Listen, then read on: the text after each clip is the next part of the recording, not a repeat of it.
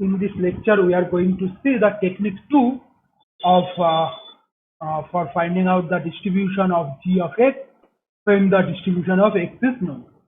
Like the random variable, in this case also the technique 2 mainly depends on two main theorems. One of them is for discrete random vector and another one is for continuous random vector. So let x be a discrete random variable. The first theorem, which is for the discrete random vector, is as follows: that x is be a discrete random vector with joint PMF fx and support sx, and if gi is a function from Rn to R, and then we say that yi equals to g of x, gi of x, then y equals to y1 to yk is a discrete random vector with joint PMF this quantity. And you see that this thing is again same as that we have seen in case of discrete random variable. Again I have to take the summation over the joint PMF. So I need to do the summation over all possible values of x for which gi of x equals to yi for I equals to 1 to k. That's why this y is basically said is the collection of x belongs to the support of x such that gi of x equals to yi for I equals to 1 to k. And what is the support of y? Support of y is nothing but g1 of x to gk of x such that x belongs to fx. Notice that in this case I have n variable here, n variable in the random vector, n component in the random vector, but I have k gi function. So this g function, if I say that g function consists of g1, g2, gk, so that g function, if I say that g function, which is basically a vector value function, which is g1, g2, in this way gk, so this function is basically a function from r to the power n to r to the power k. Okay, it does not matter what is the value of n, what is the value of k. The theorem says that the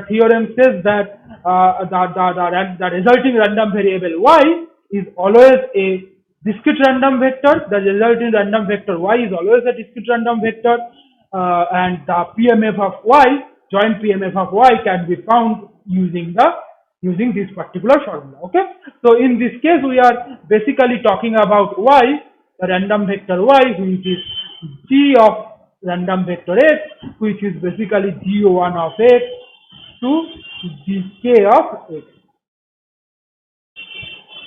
Okay, g1 of x to gk of x, and we are basically talking about the random vector y. Okay, and the theorem says that it does not matter what is the value of n, what is the value of k, what kind of function g is, it does not matter. If x is a discrete random vector, y is also a discrete random vector. Okay, and you see that this theorem is similar to that we have done in case of the random variable, discrete random variable in the previous chapter. Okay. So proof again same as that of the theorem 2.7. I am not going into the proof. Rather we see some of the applications of the theorem to find out the distribution of a function of random vectors. Okay, so first example is suppose x1 and x2 are Poisson with parameter lambda1 and lambda2 respectively. We also assume that x1 and x2 are independent, and we now try to find out what is the distribution of y, which is x1 plus x2. So clearly in this example, example 3.9, clearly in the example 3.9, I have the g function. G function is basically only one function is there, which is x1 plus x2. So g, so I should write in this manner. That g of x1, x2 is basically this one. So this g function is a function from r square to r. So we have that n equals to 2 and k equals to 1. Okay, and in this case, because our x1, x2 are discrete, so when I talk about the a random variable x. When I talk about the random variable x, which is x1, x2, this is also a discrete random variable. We can find out the joint density function, joint probability mass function of x1 and x2 because we have assumed that x1 and x2 are independent. So joint probability mass function of x1 and x2 will be nothing but the product of the marginal probability mass function. And once you take the product, you will see that the joint probability mass function of x1 and x2 turns out to be this one. Okay, and notice the range will be nothing but x1 can take value 1 to infinity, 1, 0, 2, 3, and so on and so forth. X2 also can take value 0, 1, 2, 3, so on and so forth.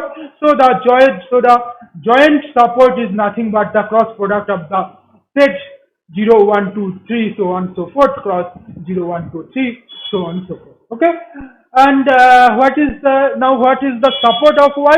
The support of y is basically in our case collection of the values of g of x, where x belongs to the support of x1 and x2. So in this case, that support is nothing but 0, 1, 2, and so on and so forth. And now I need to find out what is ay, and you see that for any fixed y in the support of y, the ay is basically collection of the point of the form x comma y minus x, right? Because the sum has to be y, so if x1 is x, then x2 has to be y minus x. But notice that x cannot go beyond y. The range of x will be 0 to y because both the component has to be positive because I am only in the support of x1 comma x2. So both the component has to be non-negative. That's why basically the value of x, the maximum value of x will be y. So x will start from 0 to y. Now the rest of the part are quite simple. Now for each y belongs to the support of y, the density function, the probability mass function of y at the point y, nothing but the sum of the joint probability mass function of x1, x2 over the set ay. Okay, and this one can be written in this form. What I have done is nothing but, well, in this case x can take value 0 to y, and then the second component is basically y minus x. So first component x1 is x and second component is y minus x, and x can take value 0 to y. I introduce y factorial in the numerator and denominator. So y factorial by x factorial into 1 minus y minus x factorial, that will give us ycx, then lambda to the power x, lambda 2 to the power y minus x. I have to do this summation. This is a binomial sum that has written here, and we have the result that we have the thing that for y belongs to sy, the marginal probability mass function of y is given by this quantity. Okay, given by this function. So we have that y, which is equal to x1 plus x2, has this probability mass function, which is the probability mass function of a Poisson random variable with parameter lambda 1 plus lambda 2. That's why that y, which is x1 plus x2, follow a Poisson distribution with parameter lambda 1 plus lambda 2. Now you see that you can easily extend it for more than 2 random variables. If you have n Poisson random variables with parameter lambda 1, lambda 2, lambda 3, so on so forth, finally lambda n respectively. And if the random variables are independent, all the random variables are independent, then the sum will again have a Poisson random variable, sum of x1, x2 up to xn will again have a Poisson random variable with parameter lambda 1 plus lambda 2 plus lambda 3, so on so forth, plus lambda n. Okay, but notice that this independence is important here. The independence is important here because we have explicitly used the independence to write the joint PDF in this case, joint PMF in this case. Okay, clear?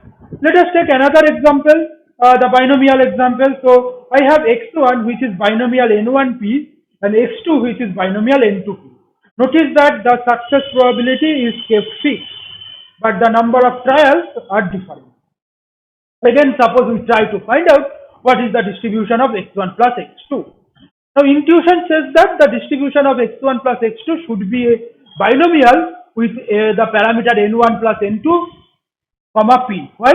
The reason is basically nothing but the x1 is number of successes out of n1 trials, x2 is the number of successes out of n2 trials. So when I take x1 plus x2, this is nothing but the number of successes out of n1 plus n2 trials. Because of the p is kept fixed, so that for each trial, the probability of success remains same.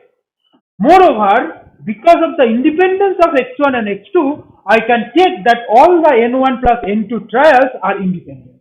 So it is again exactly of the binomial setup. So the number of success out of n1 plus n2 trials should have a binomial distribution with parameter n1 plus n2 and p. Clear? So I should get that the distribution of y equals to x1 plus x2 should be binomial with n1 plus n2 comma p. So let us take with the help of the previous theorem. So what is the joint probability mass function of x1 and x2? That is again the product of the two marginal probability mass functions, and when you take the product it turns out to be this, and x1 can take any value from 0 to n1, x2 can take any value from 0 to n2.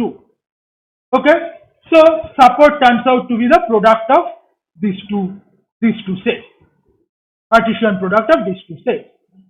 And what is Sy? Sy will be nothing but 0 plus 0 is 0, n1 plus n2 equals to n1 plus n2. So support is basically 0, 1, 2, 3, 4 up to n1 plus n2. Now I need to find out Ay. Ay is nothing but the collection of the points in the support of x1, x2 such that x1 plus x2 equals to y. And that I need to write into 3 steps. I have assumed that n1 is less than n2. If n1 is not less than n2, then just change the role of x1 and x2. That will help. So I can, without loss of generality, I can assume n1 is less than n2, less than equals to n2. So now for y lies between 0 to n1, the ay set is given by this. So there are y plus 1 points there. For n1 is less than, for y lies between n1 to n2, this set going to have n1 plus 1 point, and similarly for y lies between n2 to n1 plus n2, this set is going to have points n1 minus n1 plus n2 minus y plus 1 point. So will be there in this set. Okay, fine, clear? So now the rest of the part is simple. I need to do the sum. So the first case when y lies between 0 to n1, the sum is basically this sum, that y will be, the x will be 0 to y, x will be 0 to y, and x1 is replaced by x, x2 is replaced by y minus x. Similarly, x1 plus x2 will be then y, and 1 minus p whole to the power n1 plus n2 minus x1 plus x2, which will be minus y. Okay, now I have to do the sum, and doing this sum is simple, just using the identity, this identity, and collecting the coefficient of x to the power y, we can do this sum, and this sum turns out to be this one. Okay, fine, clear? So similarly we can do the other two cases, and in other two cases you will find that the PMH exactly comes out to be these two forms. To just cross check this, the proof is exactly same, the computation is exactly same. You have to consider the appropriate identity, and you have to collect the coefficient of x to the power p, x to the power y. Okay, so that will going to give me that, okay, x1 plus x2 again have a binomial distribution with parameter n1 plus n2 and p. Okay, so what intuition says is true in this case, and we got that the x1 plus x2 is binomial with parameter n1 plus n2 p. Now notice over 2 points here, that one of the point is that in this case this p has to fix. This p has to be same for x1 and x2. Moreover, that x1 and x2 has to be independent. Okay, these two conditions are vital for this y to have a binomial distribution with n1 plus n2 comma p, with parameters n1 plus n2 and p. Okay, so this is about the discrete random vector. Now let us talk about continuous random vector. For the continuous random vector, like the previous case, that when we talk about continuous random variable, the same thing actually going to hold here. We are going to have a theorem which gives us a set of sufficient conditions under which the resulting random variable again is a continuous random vector. Okay, resulting random vector again is a continuous random vector. So what are those conditions? What are those sufficient conditions? The sufficient conditions are as follows. First, that x is a continuous random vector with joint PDF f of x. Okay, fx. Now, we consider function gi I equals to 1 to n, and each gi is a function from Rn to R. So when I write g equals to g1x to gnx, this is a function from Rn to Rn. Notice one point is here that, see, we have n components in the random vector, so each gi is a function from Rn to R, and I need exactly n such functions. So this g function, final function, has to have a function from Rn to Rn, and that is important because this function, g function, has to be a one-to-one function. If it is not a function from Rn to Rn, then this function will not be a one-to-one function. Okay, so in this case I need this restriction that I need exactly n gi.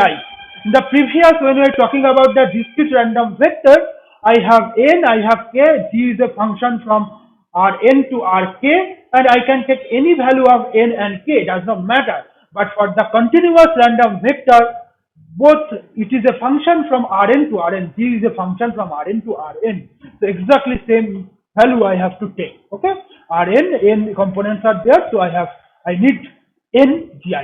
Okay, so we assume that g is a function from Rn to Rn and g is a one-to-one function. If g is a one-to-one function, so its inverse is going to exist, and this inverse function is basically denoted by h of y, and each component is hi of y. Okay, so xi can be written as hi of y. So this is basically the inverse. This hi of y for all I equals to 1 to n. This is basically the inverse transformation of the transformation g. Okay. Now next one is that both the mapping and its inverse has to be continuous. So g has to continue, g needs to be continuous, and this inverse mapping needs to be continuous. Then the partial derivative of the inverse function has to exist. Okay, the partial derivative of the inverse function has to exist, and that has to exist for all the components. And finally, that Jacobian has to be should be not equals to 0 on the range of the transformation. Okay, outside the range of the transformation, I don't care. Inside the range of the transformation, this has to exist. Okay, so partial derivative. So that means that g is a one-to-one function. So inverse exists. Both mapping and its inverse has to be continuous. Partial derivative has to exist and continuous. Obviously, it is on the range of the transformation, and then the Jacobian of the inverse transformation has to be not equals to 0. Okay, clear? So if all these four conditions hold true, then y, which is equals to g of x, which is equals to g1x to gnx, is a continuous random vector with joint PDF given by this quantity. Again, this one is same as before, that well, the joint density function of x, and then each x is replaced by the inverse mapping, and finally I have to multiply it with the Jacobian. Okay, fine. So let us see some of the application of the theorem, which will actually give us more insight how to apply this theorem. Okay. So the first example is with the uniform random variable. So x1, x2, xn be IID identically and independently and identically distributed uniform 0, 1 random variables. So we want to find out the distribution of y1, joint distribution of y1, which is equal to x1 plus x2, and y2, which is equal to x1 minus x2. So in this case, the g1 function is x1 plus x2 and g2 function is x1 minus x2. And the g function, which is consist of g1 and g2, is given by x1 plus x2, comma x1 minus x2. Now it is easy to see that this function is a one-to-one function. It is easy to see that the g function is a one-to-one function. The proof is given here, but the proof is very, very simple. Just take it. I am not describing it here, but it is a very, very simple proof. Now, what I have to find out? I have to find out what is the inverse mapping of the function g. So, inverse mapping is given by 8, which is nothing but two components. The first component is half y1 plus y2, and the second component is half y1 minus y2. How we can find out the inverse mapping? Very easy to find out. You write x1 plus x2 equals to y1 and x1 minus x2 equals to y2. Then solve for x1 and x2, and the solve is very, very simple in this case. So once I get the inverse mapping, it is very easy to check that this is a continuous mapping because each component are continuous. So the g function is a continuous. Similarly, in this case, each component is continuous. So h function is also continuous. Now I need to find out the partial derivative. Because of the linearity, because of the linear function, partial derivative exists, and partial derivative is continuous because partial derivative is basically constant, some constant. I can find out the Jacobian. It turns out to be minus half, so it is not equal to 0, and it shows that all the four conditions of the previous theorem hold true in this case. So y, which is equal to y1 y2, which is equal to x1 plus x2 comma x1 minus x2 is a continuous random vector. So, and its PDF is given by this formula. Its PDF is given by this formula, where I have to start with the joint probability density function of x1 and x2, and x1 and x2 here, small x1 and small x2 here, need to be replaced by the inverse mapping multiplied by the Jacobian. Okay, absolute value of the Jacobian. So that's what I did. Because of the inverse mappings are half y1 plus y2 and half y1 minus y2, I replace this thing inside the joint density function of x1 and x2 multiplied by the absolute value of the Jacobian. And this one, because of x1, x2 are uniform, you can easily see this product can be written in this particular form. Okay, in this particular form. Just write it down. You will see it easily that it can be written in this form. So we have that the joint density function of y1 and y2 is given by this condition. Okay, so I hope that this expression. So I hope that this particular example is fine with everyone. Let us consider another example. In this case, x1 and x2 are IID normal 0, 1 random variables, and we try to find out the distribution or probability density function of y1, which is x1 by x2. Now notice that in this case, what I have only one function g1, which is x1 by x2, and with this one, obviously I cannot use the previous theorem 3.15 directly because in this case I have n equals to 2, so I need a function which is from r square to r square. So what I have to do?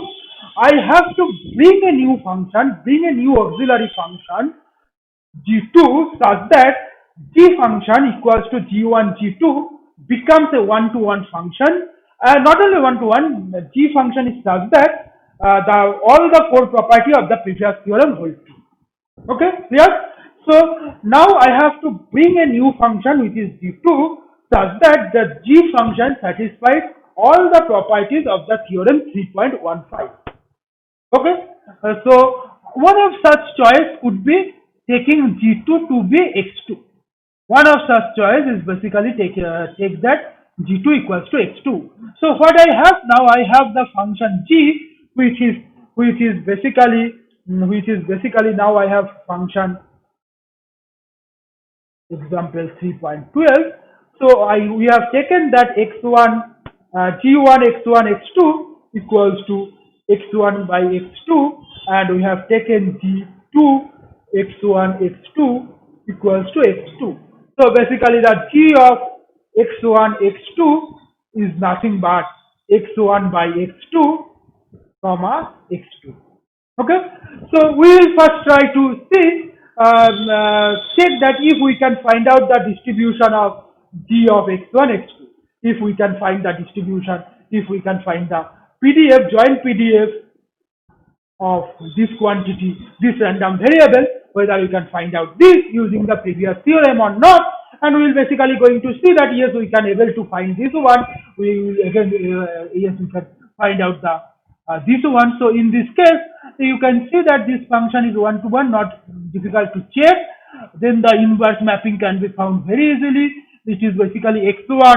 You can check from here that x1 basically what I will do is that I write x1 by x2 equals to y1 and x2 equals to y2.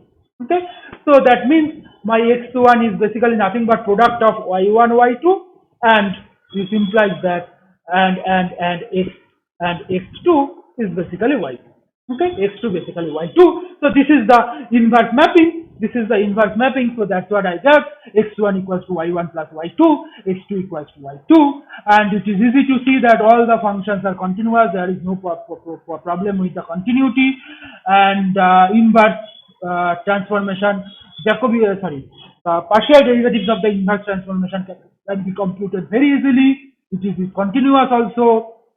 I can compute the Jacobian. Jacobian turns out to be y2, and it is not equals to 0 because see y2 and x2 are same, and x2 0 is excluded from here because otherwise this function is not properly declared.